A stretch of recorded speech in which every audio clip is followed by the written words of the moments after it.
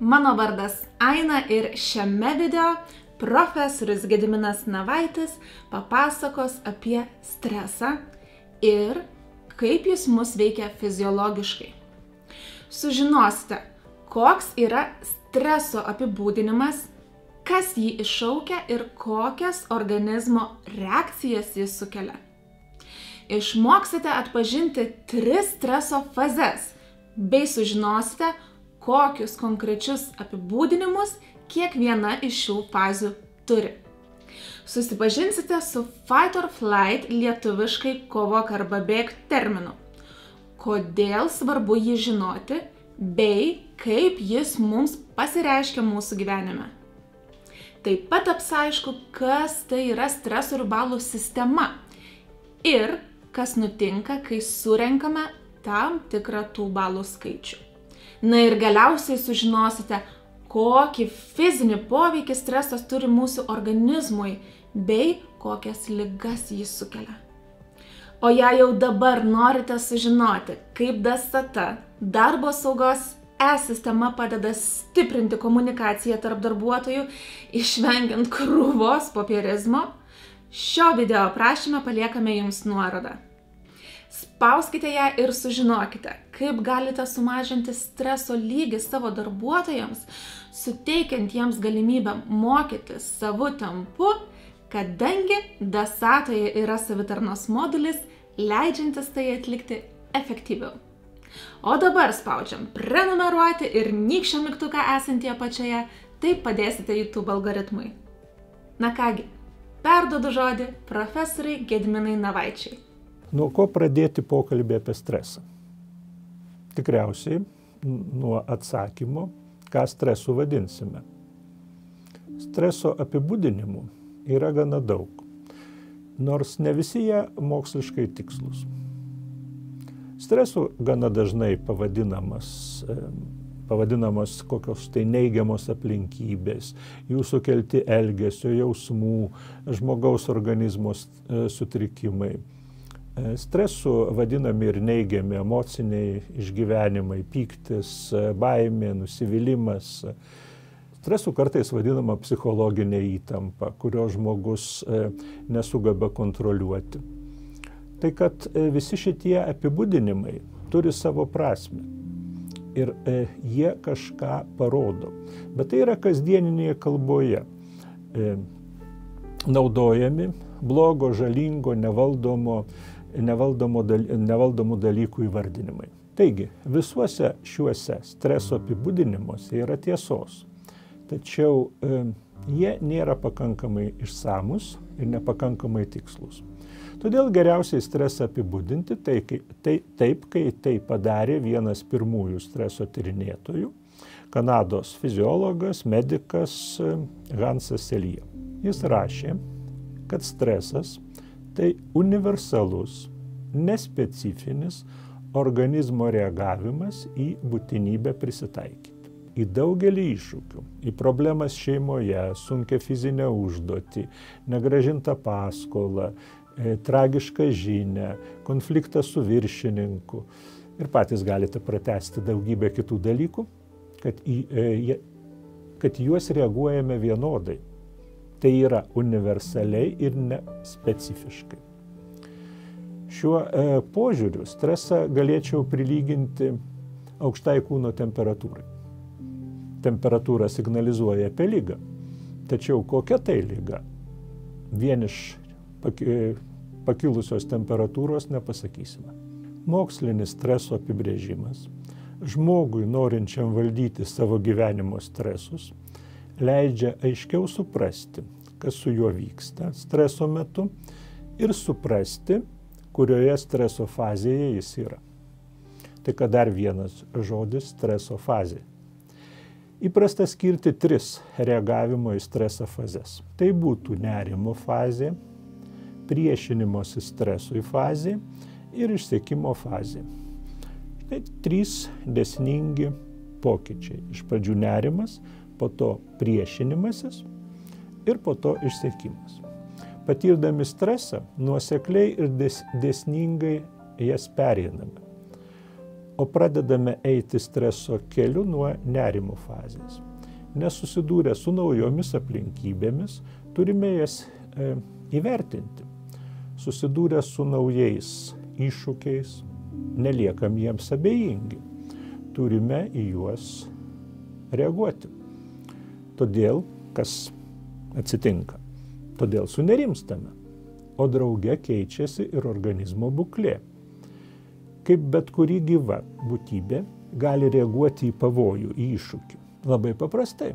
Gali pulti priešą arba bėgti nuo jo, arba bandyti nuo jo pasprukti. Žmogus irgi gyva būtybė. Todėl naujo iššūkio suvokimas, aplinkybių pasikeitimas pasąmoningai skatina norą arba bėgti, arba kovoti.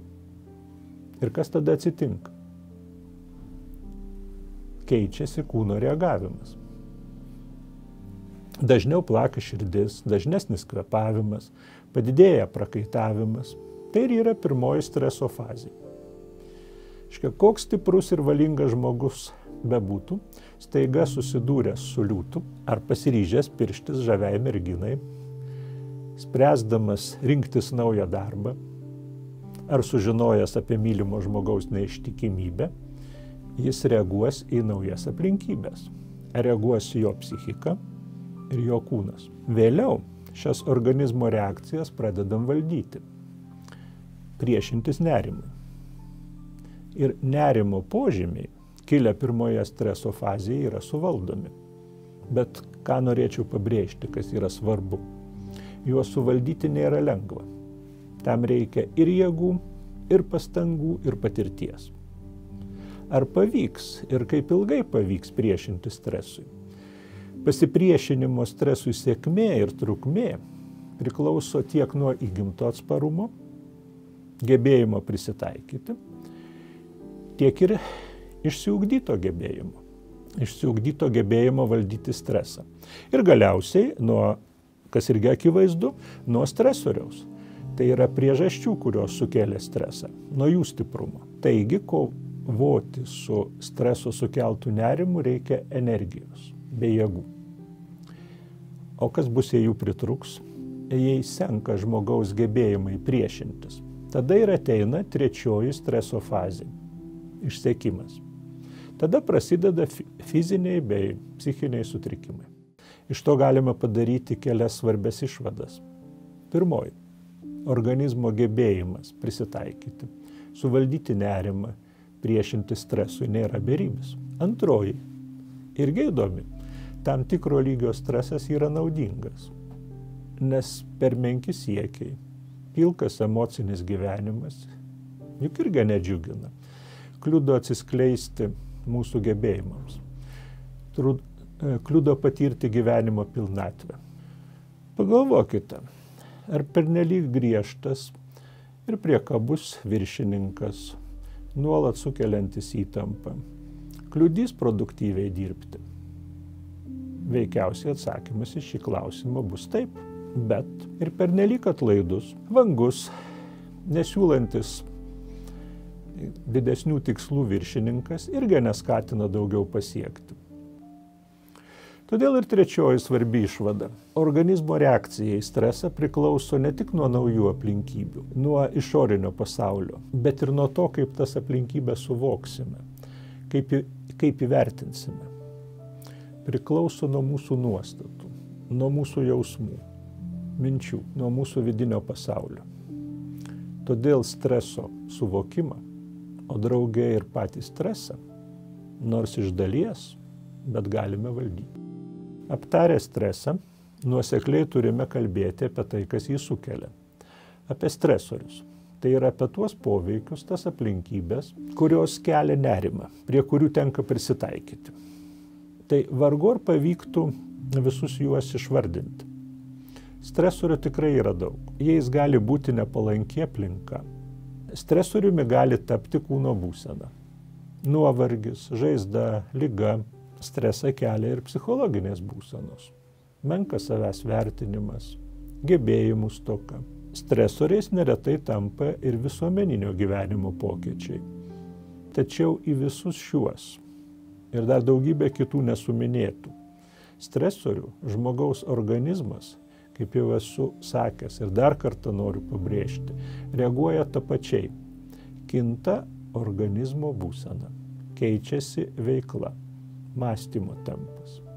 Atsiranda naujų jėgų, arba kartais jų neatsiranda, o vėliau gali ateiti išsekimas. Suprantama, kad ne į visus stresorius reaguosime vienodai stipriai.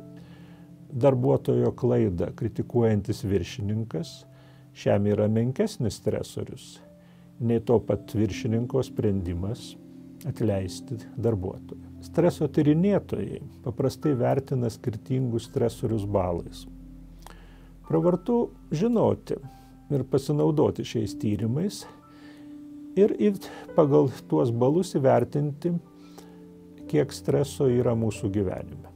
Didžiausią streso balų skaičių surinktų tas ar ta, kurie šiais metais tapo našliais. Netikėta sutuoktinio ar kito šeimos nario mirtis prilyginama 100 streso balų. Atleidimas iš darbo ar išėjimas į pensiją 50. Tiek pat džiugus įvykis, nėštumas ar vaiko gimimas. Darbo pakeitimas 40. Apytikriai galima pasakyti, kad 1 iš 3 žmonių surinkusių 150 streso balų per metus susirgs sunkoka liga. O jei balų surinkta daugiau kaip 300, susirgs, ko ne visi pasiekia šį skaičių. Visų žmonių galvose yra smegenys. Patiriančio stresą žmogaus smegenyse aktyviau veikia jo endokrininių organų sistema, kuri daro poveikį jo endokrininiams organams. Tai yra visas jo liaukas išskiriančius hormonus veikia taip pat ir periferinių nervų sistema. Tai yra nesmegenyse esantis nervai. Visą tai parengia žmogų, abi šias sistemas aktyvesniai veiklai. Todėl ilgalaikis stresas ardo minėtų sistemų ląsteles. Prisiminkime, gal daug kam žinoma, nors neteisinga teiginį, kad smegenų nervų ląstelės neatsistato. Taigi jos dėl alkoholio, radiacijos, sužalojimų žūsta ir jų nebėra. Taip pat nutinka ir veikiant stresui. Aišku, po kurio smegenys turi daugybę galimybių. Atsiranda nauji nerviniai keliai. Tačiau visgi tas bendras teiginys apie streso poveikį endokrininiai ir periferiniai nervų sistemoms mums leidžia suprasti, ką daro stresas su mūsų smegenims. Kai smegenys suvokia, kad kyla pavojus, kai reikia prisitaikyti prie pakitusios aplinkos, jos vaizdžiai sakant duos kelias komandas, palieps stipriau plakti širdžiai. O ką tai reiškia? Tai reiškia, kad sustiprės kraujo išstūmimas iš širdies, išsiplės kraujagyslės, į plaučius pateks daugiau oro, paspartės visi organizmo procesai. Atitinkamai susiaurės kraujagyslės kai kuriuose kitose organuose. Tai reiškia, kad bus sunaudojama daugiau deguonies, pagilės kvėpavimas, pakils arterinis kraujospūdis, išsiplės akių vyzdžiai. Kepenys aktyviau gamins gliukozę. Virškinimo sistema irgi turės reaguoti į stresą. Stresas paveikia ir žmogaus raumenis. Jie įsitempia. Gal pastebėjot, kad yra žmonių, atrodančių taip, lyg nuolat būtų pasirengę gintis arba pulti. Gana dažnai jie skundžiasi migrena arba nugaros skausmais. Taigi streso poveikis mūsų raumenims akivaizdus. Vaizdingas posakis. Sunki rūpesčių našta. Irgi patvirtina streso sukeltą raumenų įtampą. Supratus streso poveikį organizmui, manau, aiškėja ir jo įtakos ligų kilmei. Norėčiau paminėti keletą medicininių ir psichologinių tyrimų. Buhalterių kraujuje pastebimai padidėja cholesterolio tuo metu, kai jiems reikia parengti metinės ataskaitas. Taigi, kad būtų galima minėti ir kitas, glaudžiai su stresu susijusias ligas. Tačiau svarbu padaryti išvadą. Taip vadinamos psichosomatinės ligos veikia ir kūną, ir žmogaus dvasią. Šios ligos, šie kūno pokyčiai, tai fizinė ligos sukeltos emocinio streso pasekmė. Stresas sumenkina organizmo sugebėjimą priešintis ir tarsi atveria duris joms. Yra žmonių, kurie lengviau, nors ir nenoromis, žengia šiuo keliu. Lengviau atidaro tas duris. Dėkui profesoriai Gediminui Navaičiui ir sveikinu visus, kurie pažiūrėjote šį video iki pat pabaigos. Atsidėkodami galite paspausti patinka mygtuką video apačioje ir palikti komentarą. Ar pavyko atpažinti kokius nors streso sukėlėjus savo gyvenime? Ir jei taip, pasidalinkite, kaip sekasi su jais susigyventi. Na ir kaip minėjau anksčiau, šio video aprašyme jūsų laukia nuoroda. Spauskite ją ir sužinokite, kaip darbo saugos specialistai ir personalo vadovai sutaupo maras laiko, kurį verčiau gali skirti streso problemoms spręsti darbovietėje. Ir jei norite matyti daugiau tokių video, spauskite prenumeruoti mygtuką ir apsilankykite mūsų YouTube kanale, kur jums jau dabar priruošta keliasdešimt panašių video edukacijų. Dėkui ir iki pasimatymo.